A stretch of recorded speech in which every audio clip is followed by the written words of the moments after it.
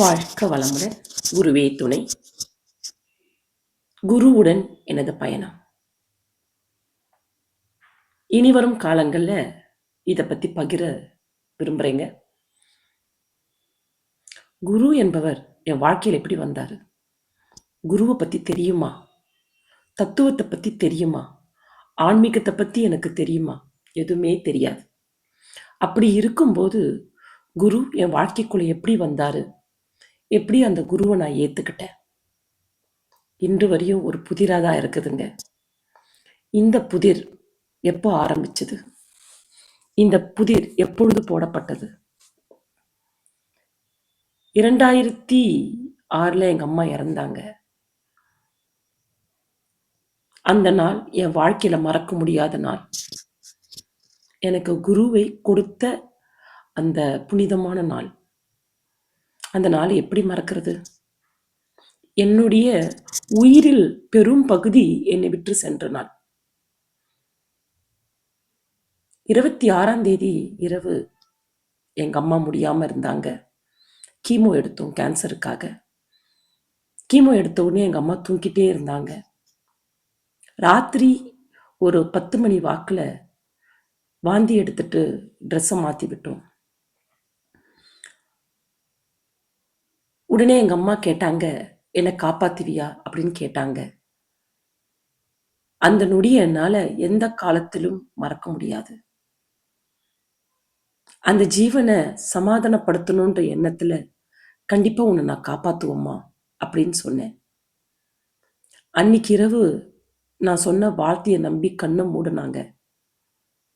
அந்த ஜீவன் அந்த இருட்டிலேயே கரைஞ்சிடுச்சு. கண்ணை மூடிய அந்த இருட்டிலேயே கரைஞ்சிடுச்சு. விடியற் காலை எழுந்தேங்க. எழுந்த உடனே அவங்க எழுப்பி பார்த்தேன், எழலை. வாயில மட்டும் தண்ணி வடிஞ்சுது. தூங்குன மாதிரியே அமைதியான படுத்திருந்தாங்க.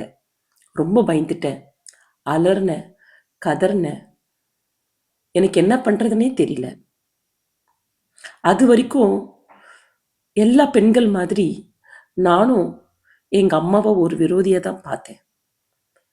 அம்மானா யாருங்க? நமக்கு டக்கா நம்ம கூட நின்று நம்ம கூட போராடுறவங்க. எப்போ பாரு நொய நொய நொய நம்ம கிட்ட பேசிட்டு இருக்கவங்க. அப்படிதான் அம்மாவோட வாழ்ந்த நாட்கள் இருந்தது. ஆனா ஒன்ஸ் அம்மா என் வாழ்க்கை விட்டு போயிட்டாங்க. இனி எங்க அம்மா எனக்குள்ள வரமாட்டாங்க. நான் நினைச்சாலும் எங்க அம்மாவை பார்க்க முடியாது அப்படின்னு வந்த தருணத்துல எனக்கு உலகமே இருட்டி போச்சு. என் உயிர்ல முக்கா பகுதி தொலைஞ்சு போச்சு. என்னால வாழவே முடியல. இந்த தருணத்துல தான் என்னை குரு ஆட்கொண்டாருங்க. எனக்குள்ள ஒரு பெரிய வெறுமை ஏற்பட்ட அந்த தருணத்துல அந்த வெறுமை கொடுத்த பரிசு தான் குரு. இனிமேல் இந்த வெறுமையை எப்படி நான் சரி செய்வேன்? இதை யார் பூர்த்தி செய்வா? கணவனோட அன்போ குழந்தைங்களோட அன்போ அந்த வெறுமையை பூர்த்தி செய்ய முடியல.